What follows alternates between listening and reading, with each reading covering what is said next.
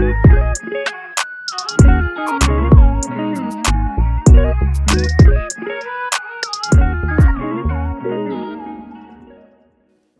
this is Lola, but you can call me Lola if you like. Hi, this is Velisa, and you can call me Velisa if you want. And this is the Everybody Hates HR podcast, episode 94. I can't lie to you. It is 94, right? I don't think it is. It might be 93. No, that doesn't count as episode. I didn't number it. Oh, it's not. It's 93. Oh. That can't be 90. I think it's numbered online. It's not. Is it not? No, I'm the one that uploaded it. Oh no, it is numbered, but it's numbered as the original episode number. Oh, is it? Yeah. Oh, fair. Okay, so this is episode 93. Yeah. Okay. This episode is brought to you by Deal. As HR professionals, we know that managing HR for a workforce comes with its challenges. Managing a global workforce, even more so. Using multiple tools for different countries and worker types complicates everything. Costs go up and efficiency goes down. You get the picture. Deal is here to change that. That's DEEL. Whether you're an enterprise business, a small company, or anything between, Deal simplifies global team management, payroll, hiring, and more. Deal HR streamlines your global operations with built-in compliance to lower costs and maximize efficiency. With self-serve onboarding, new hires can be up and running in just minutes. Sign documents, track expenses, and approve PTO in seconds. Plus, with Deal, you can easily oversee global cost reviews, headcount, and more with centralized reporting. Ready to see how Deal HR can transform your global operations for free? Head to deal.com to book a demo today. That's DEEL.com. God, we were so good. We used to come to the studio, 1 week out of the studio, and you just disorientated. All I'm saying is that right now our listeners are very blessed that we're both here. Yeah, honestly, this is if a Saturday night, and the Blackwall Tunnel was Blackwall tunneling. Like, yeah, we are. It took us anyway. We're here. We are here. Yeah, we're gonna do the thing, and also, yeah, obviously we appreciate you, but you have to appreciate us as well because both of us are running on empty. Literally, I've literally been looking after 2 kids today, and even I've before been to today, the fun fair and back. literally. And before that, what have you been doing? Because obviously it's been a couple of weeks now. Yeah, like I've been to the US of A and back. So do you know what? From going there, I feel like Trump is going to win. I was going to say, is America great again yet? I think everywhere I went, I saw way more Trump stuff than, but maybe because I was in Washington, I don't know. But I don't know, isn't that supposed to be a bit balanced? If you told me it was in Texas, I'll be like, okay. Yeah. No, like we drive past places and see like Trump. But I feel like that's very, I feel like Trump supporters are a bit more obnoxious. A bit more out there with it. They are, but I just felt, but I merch, they're a bit more merchy. That's true, but it did feel very, very Trump. Listen, God bless America, innit? Whatever you guys choose, you choose it, innit? That's what democracy is for, I guess. It's true. But yeah, I went there for a wedding. I got what I needed, which was like pancake mix, popcorn, topicals. Oh, really? Yeah. I got Patrick Tar's foundation, like everything I really wanted. I got my grandma finally turned 90. Yes, so I saw. I literally came back, had my friend's birthday on the Friday, had my grandma's 90th on the Saturday. She was flinging her walking stick. I saw her. I was like, this woman does not look 90. I love that for her. Yeah, honestly. Yeah, she had a blast. Like she honestly I saw different outfits. My grandma changed 3 times. Me at my age, of my tender age of 33, it's even for my wedding. Did I change 3 times? I didn't change 3 times, but if I love that for her. Yeah. She was quick with it as well. So. That is so funny. And every time you change, she do a new entrance every time. Yeah, of course. Yeah, she did. Yeah, with her kids and all that.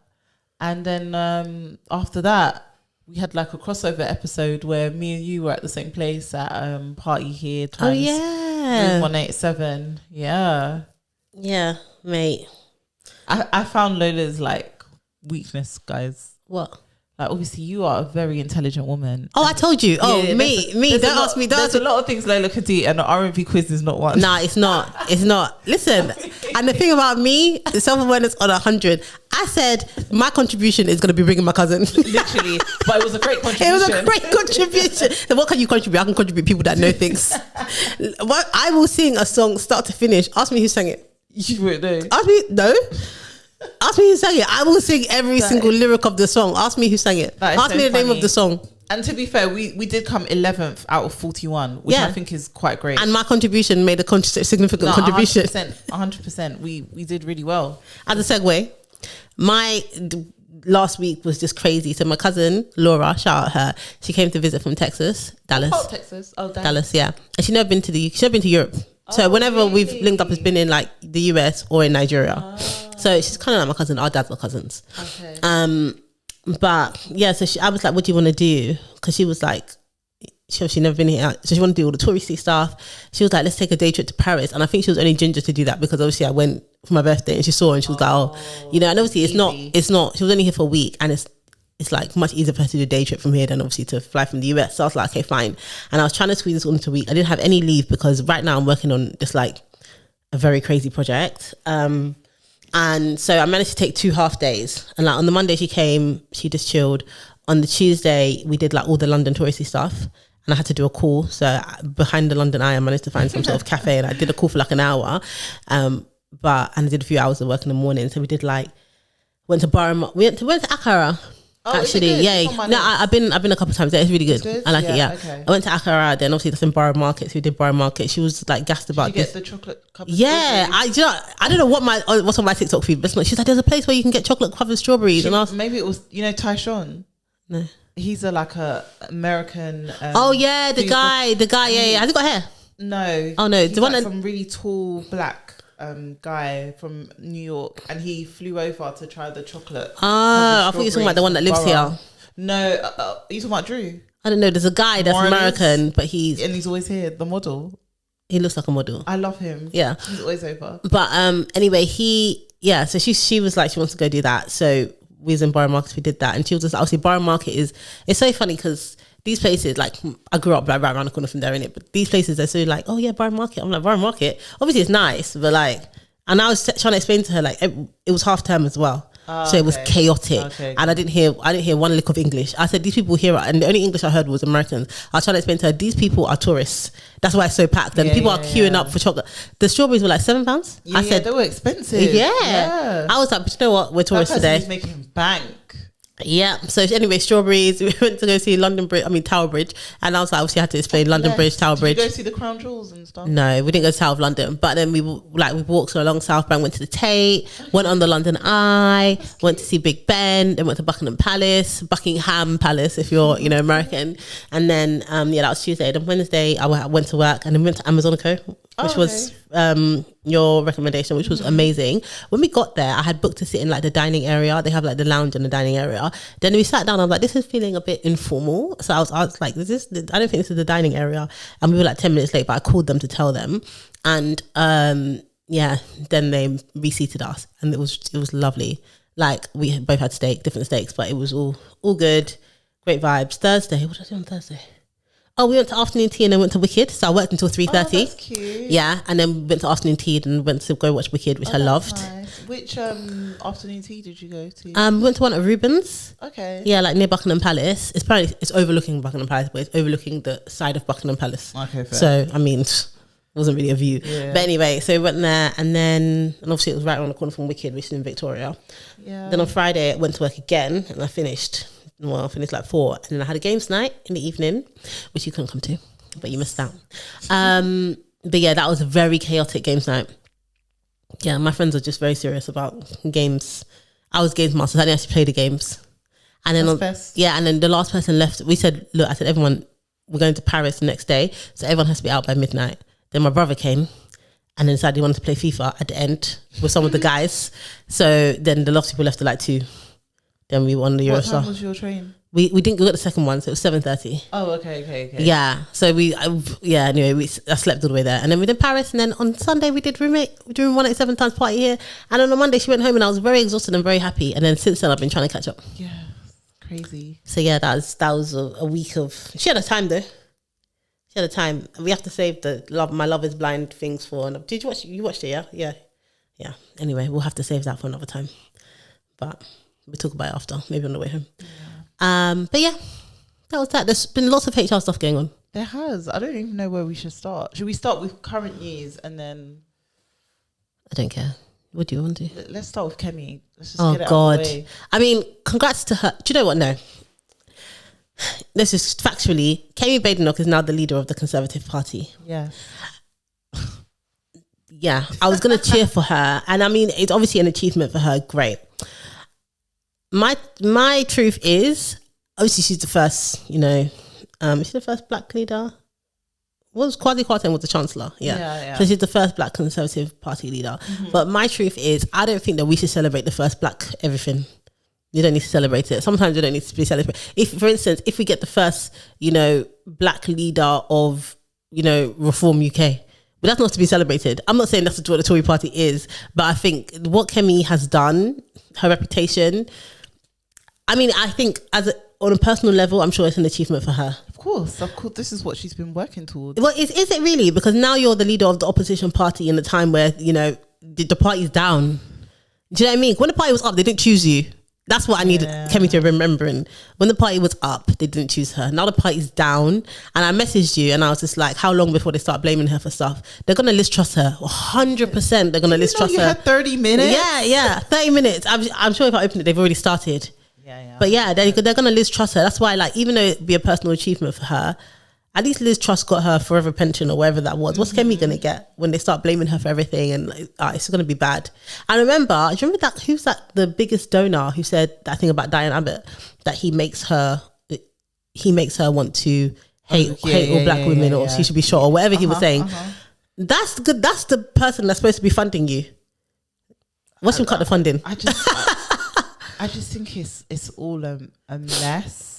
It's all a mess. But then I was reading that her husband is an MD at Deutsche Bank.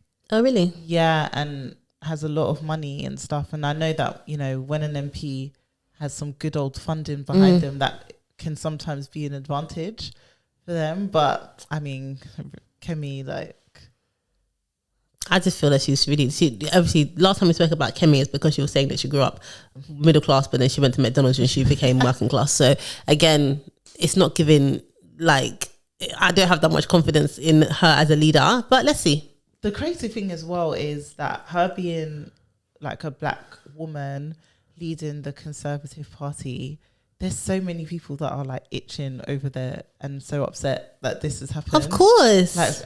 And it's coming anyway. Why would you want to lead a party where, your party has... Do you think she's a different type of black? Okay. It reminds me of something. Okay, so it's very unrelated, but let me get there. Okay. So FKA Twigs? Yeah. Yeah, she was obviously in a relationship with Shia LaBeouf, and there was just heavy domestic violence. So I saw a clip from her on some podcast, and she was basically talking about her relationship with him and all the learnings that she's had from it before. And I really felt like it could be so applicable to so many areas of life and work. So she was basically she'd learned a lot about domestic violence or abuse in general. And she said the worst part about it is that it's so boring. All abuses are the same. They basically they all just use the same kind of tactics of abuse to get people. And she was like, the worst part about it was realizing that she wasn't special. And that it could have been anyone. She's like, I'm just supply, I'm just food. I could have been anyone.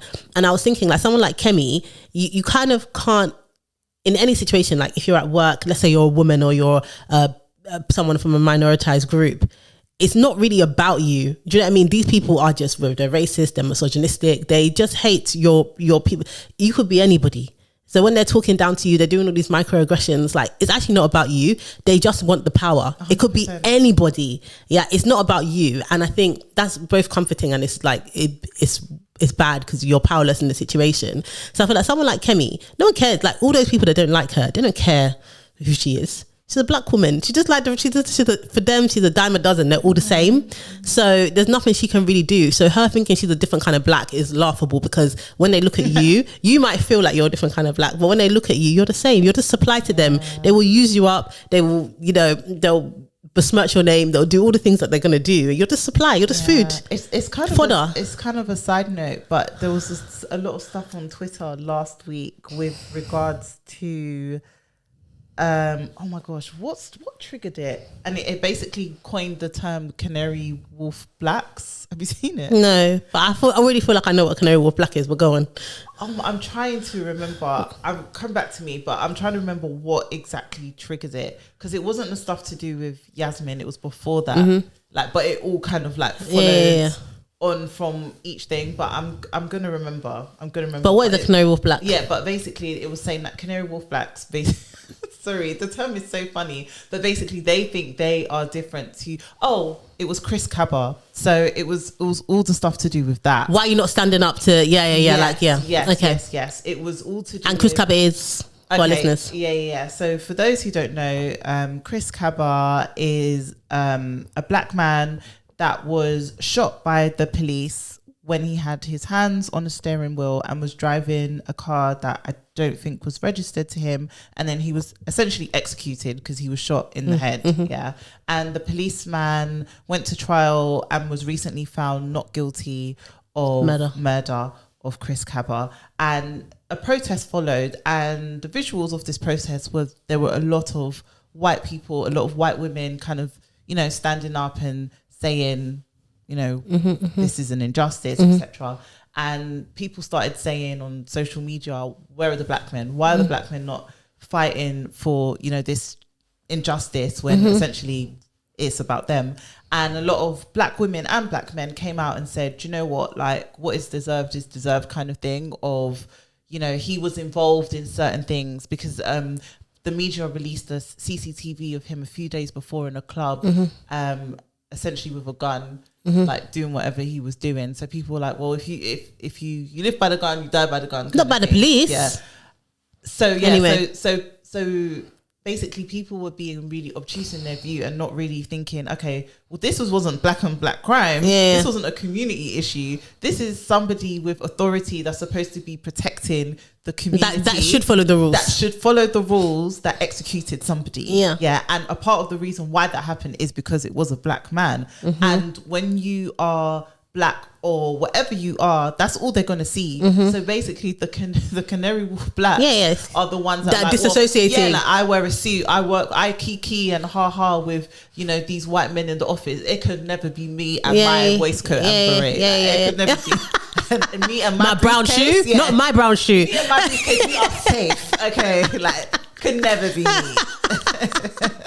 That's basically what they were saying. And then somebody even brought up, I don't remember if we spoke about it on the pod, but the banker who recently won over £1 million. I feel like we spoke about it like the one from a year ago. He was stopped by the police, and it was an injustice as well. But like, he was a banker. He was essentially what people are calling a Canary Wolf Black. And he was treated badly.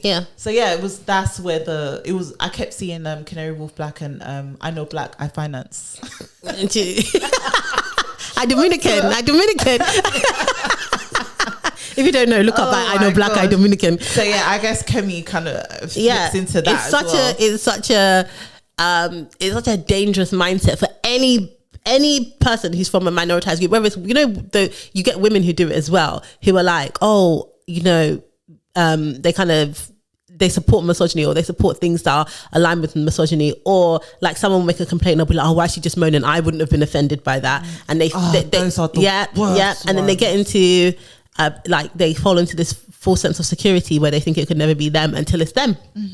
Until it's them. That's it. Some of the most successful women that I've worked with that are in the sales department and therefore in a very heavily male dominated field area, and I'll have investigations where someone else has complained, and they'll mention the one woman that could potentially have a great impact on the investigation.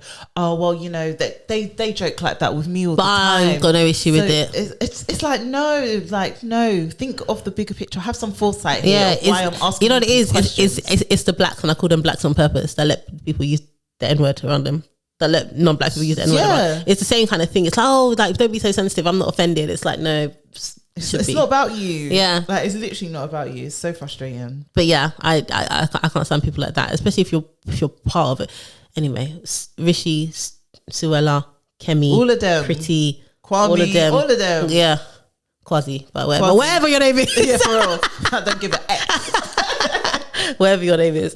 Yeah. So speaking of, like, you know, black men and that sort of thing, and racism against black men. We're getting it all out now. We missed Black History Month. We're here. Yeah, I mean, I'm glad we didn't talk about this in Black History Month because none of it is positive. Yeah. So there was a video that went viral on social media, and it was a black boy in the US, and he was walking through his neighborhood.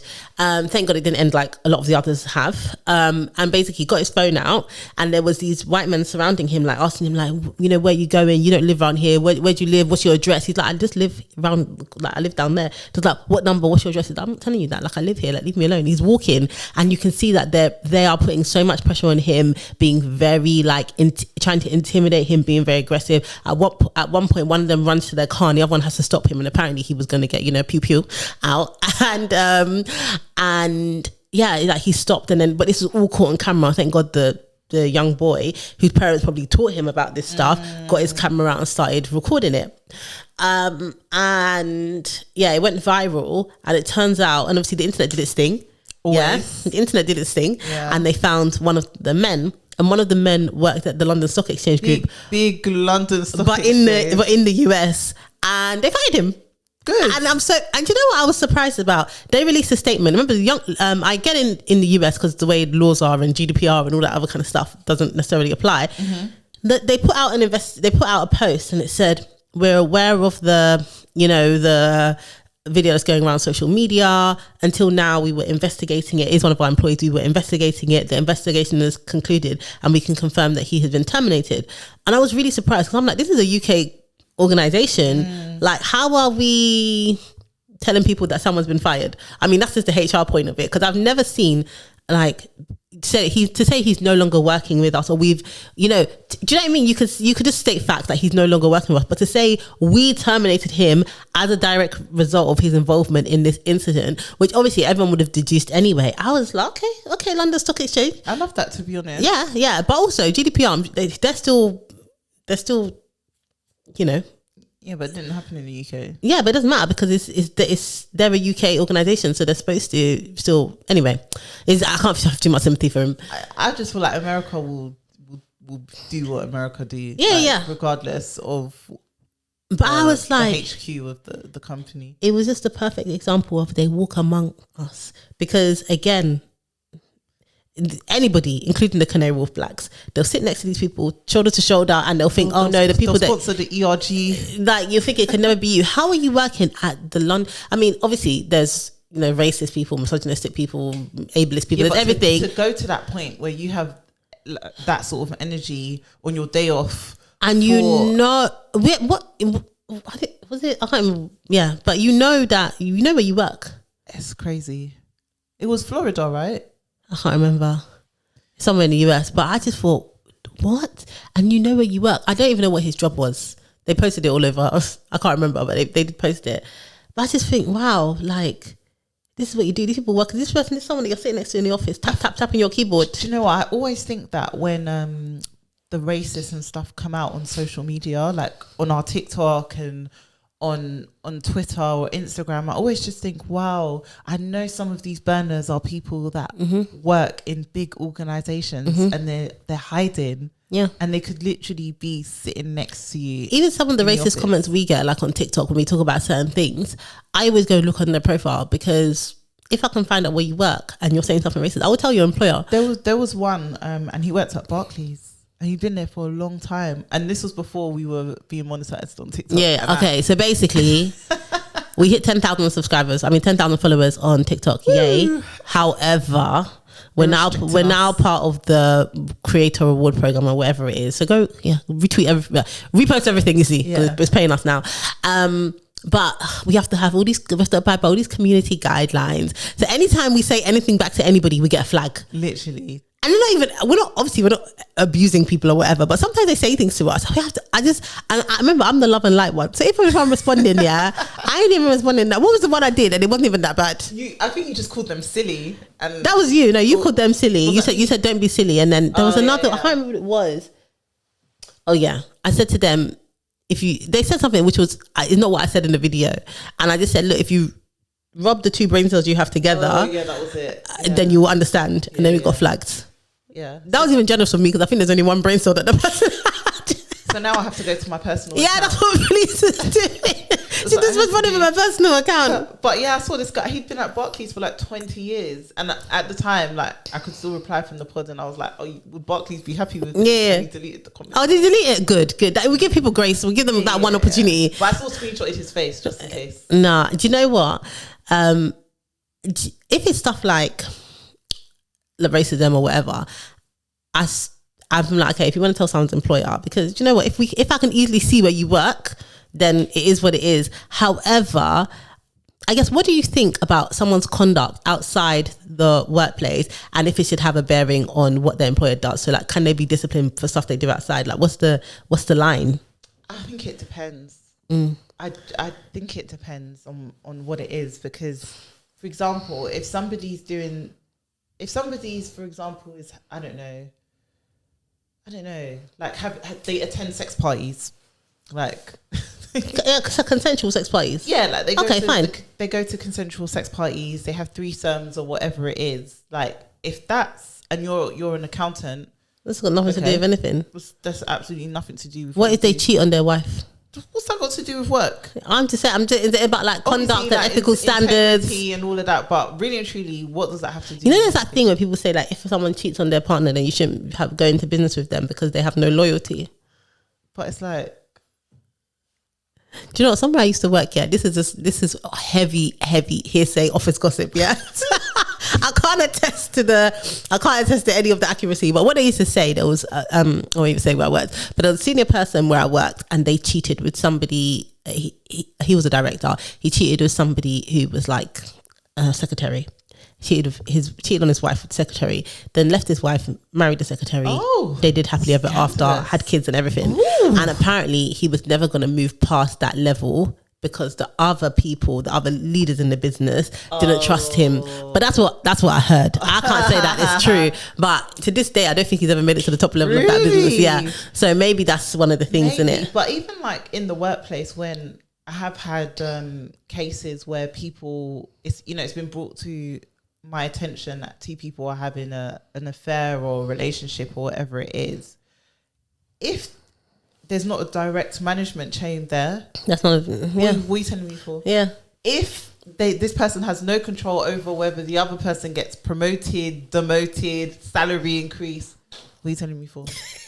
Like, what are you expecting me to do? The only time I've had to do something is when someone was sleeping with an intern and they shouldn't have. But outside of that, if it doesn't impact, like, what are you telling me for? You know what? I saw a video on LinkedIn, and it was from Nigeria, and it was basically someone, I think she set up a domestic violence charity, and she was basically saying when she's been speaking about domestic violence in Nigeria for a while, and she always gets a lot of pushback. I'm telling you, some of the Nigerians in Nigeria are a bit taps. Not all of them, obviously, but some of them, logic past them long time. But anyway, so she was like, she gets a lot of like pushback and stuff, but then she basically said, this is the reason I do it. And it was a video of a husband and a wife. It was like a home CCTV video. I saw it. Yeah, so I'll explain. It was a husband and a wife. Their two kids were in the room. The wife is a head of HR at Pay something, I don't know, some fintech company, and the husband was a lawyer who works with PwC. I don't know if it was for PwC, but the husband's a lawyer, wife's like a head of HR, and the husband is basically abusing his wife in the video, like super triggering to watch. But basically, like, she's at a point, she's cowering behind the table as he throws things at her that he's picked off the table and all of that kind of stuff. And I'm like, that should get you fired. Yeah, because that has nothing to do with work. Yeah. But I don't know why it might get you fired, if it was either because they just don't, like, number one, you're engaged in an illegal activity. That's a crime. Yeah, that's a crime. Yeah. And also this, like, optically we can't be associated with you. The video's out now. But even if the video wasn't out, but the person like wasn't out in the public domain, but you had proof that someone was abusing their wife, do you think that they would be dismissed in most circumstances? I don't think so. I've had a case like that, and they weren't. Because you could say it's nothing to do with work, but it's about if it can be proven, if it can, like, so, okay, let's a more relatable, I guess, popular example. Mason Greenwood. Yeah. He never got fired. He's thriving, by the way. Yeah, of course, because I've told you about footballers already. We've spoken about it. Football fans, you've said it as well. Football fans don't give a heck about what footballers are doing as long as they're scoring goals. They took him out of the UK where now he's thriving. Yeah, they took him out of the UK where people know less about him. Do you think? How many years? UK team. A few years, not long. I think because he's doing well. They see him do well outside of the UK, and that's enough to like bring him back. Do you know what I mean? He's still when it's died down. He's still with the woman. Yeah. Do you know what I mean? They have a child together. All of that stuff is enough for. But do you think he should? Because that video that we both saw on LinkedIn of the man abusing his wife. Obviously, we got audio of the Mason Greenwood stuff, and I guess it's a crime that we watched. The man. And obviously the fact that the woman has kind of recanted and, said it's not what it seems and stuff like that, I guess adds to it. But surely that is enough to dismiss someone. If we're saying about ethical conduct, stuff that you should be doing and shouldn't be doing. Like with that video, they've mentioned employers, they've mentioned where they work and stuff. So I think in that respect, he should be dismissed because kind of it's different because he's not employed by them. But young Philly, straight away, you think of Foot Asylum.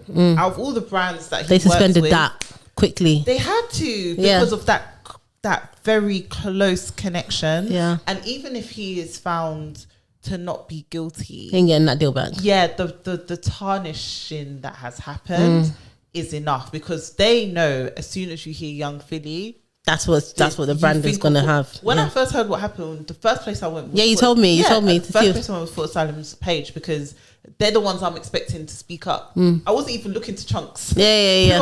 Like really and truly, that's your boy. Yeah. So regardless of what you tell us on social media, you're speaking to him behind closed doors and you're telling him how you really feel. But Foot Asylum, I need to hear from you. Yeah, I need to hear. Yeah. But what about Mason Greenwood? He represented Man United at the time. Which is why, but he didn't. They didn't dismiss him. Yeah, but they didn't drop him. Yeah, but when it's like the dropping was silent. Yeah, exactly. We both know. Yeah, they quieted him. That's what it was, and then they just gave him an opportunity to go to another club without. Yeah, that's true. But is he still on loan? Is he on loan right now? Or is he? I can't remember. I'm not sure, but he plays for a team that's I thought he was going on loan in the UK. But yeah, so there's so much. One day we should just do a heavy football episode because I would talk about Ten Hag. I talk about Paul Pogba coming back. 14 million though. Who? Ten Hag. Obviously, they're not. I don't think they dismiss him with statutory redundancy pay. All of these football managers, they leave with so much money. Yeah. I don't even know why they go and find another management role. Me, I'll be done. I'll be finished. I'll be like, do you know what? Let me take my money and but also once you've been fired, it's hard. It will be hard to get another management role. Though. In the same. No, you're not getting the same. You have to go. Obviously, you have to move to another country or you go to a lower league. Not necessarily. Who in the Premier League is going to hire Ten Hag now? Look at Tuchel. Who's that? Tuchel's got to be the new England manager. He got sacked from Chelsea. He got sacked from. Oh God, I don't want to say the wrong team because my husband will get at me. But I know he was sacked from Chelsea. And what else? And he got into an argument with, was it Klopp at one of the games when he was managing Chelsea? So he's like known for. But how long? It can't be back to back. Like when you hire, when you hire. I haven't seen anyone that got fired and I've ever heard their name again. Look at Jose Mourinho.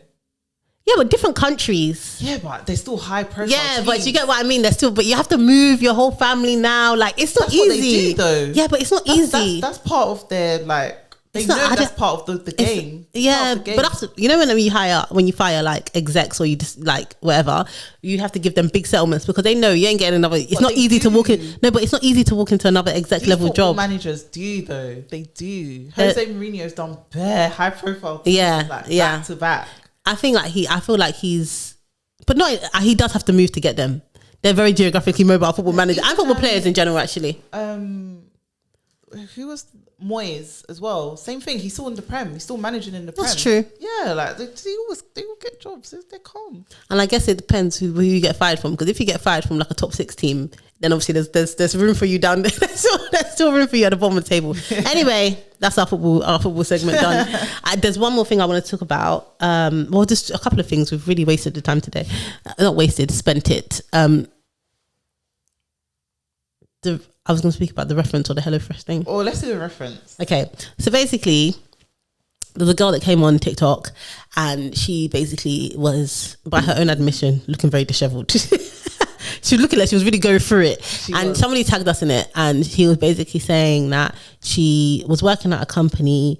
I guess it's kind of a small company. She said the head of HR was the manager's wife. And from that part in the story, I knew it was going to go in. I knew it was going to go left. A deep side. Yeah. Okay. Tell me anyway, but okay. Side note, founders always think that their wife or their girlfriend can do HR. Like, why? I'm so annoyed. Why? I'm so annoyed. But anyway, so the HR or marketing, they love to put them in the HR marketing roles. Anyway, so she basically left that job. She had resigned and started a new job, and she had started the new job, but then a couple of days in, they basically dismissed her because it turns out that the HR manager at her previous company had given her a bad reference. And I think she didn't go into detail about what the reference said, but it was a negative reference, and the company understandably said, you know what, we've got this reference, it's not very positive, we don't feel so confident. So they basically said, oh, you got a bad reference, because it's always subject to reference, isn't it? And she basically failed it because they had said something negative about her. Then she got in contact with the HR manager, the founder's wife from the previous company, and she was basically being like really like sketchy, like, oh, I thought they couldn't tell you. She had ticked the box that they shouldn't disclose what she said, obviously subject access request. I don't think the girl did that, but either way, whatever you're writing, they can always get access to it. And the girl was just really shocked because she said, I never got into any trouble, I never got disciplined, never got a warning. Even when I was leaving, like they told me how much they valued me, and they were really upset I was leaving. Worse, because if you were on a PIP or you know your relationship had broken down with people in the company, then you'd still be pissed off about it, but you'd have more understanding. Yeah. But the fact that for her, it seems to have come out of nowhere that they would do this to her. Yeah. Very strange. And I really think it's one rogue person, because the thing about some of these small companies, they take it very personally when you leave. And she said that some people in the company, they would said, oh, they're just letting you leave, they haven't said anything to you or whatever. Like, maybe the boss of the company, the owner, wouldn't have done that, but the owner's wife, she obviously was, in my mind, she was thinking, oh, how dare you leave, blah, blah, blah. Like, some people can take it very personally when you choose to leave, because it's literally like, they say it's not your dad's business, it's literally your business or your husband's business. Yeah. So, and everyone was like, everyone in the comments was putting in their 2 cents saying they can't give you a bad reference, companies can't give you a bad reference, sue them. And people love to throw out this sue thing like it's very easy. Take them to tribunal. You can't take them to tribunal over that. You take them to civil court. But what are the rules around referencing? Like, people say you can give, if you give you know what it is though, what a lot of companies do that is actually very annoying.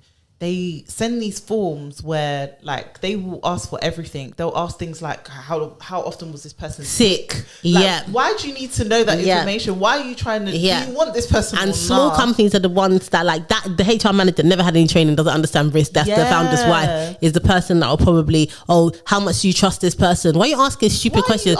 Especially you're asking all these questions that you know that you as a company would never give. 100%. So you're just basically hoping that somebody else is dumber than you are. Basically, that's exactly what it is. That's because really and truly, you're not supposed to give bad references, and the easiest way to avoid being tripped up by these forms that you're sent is to send a factual reference back.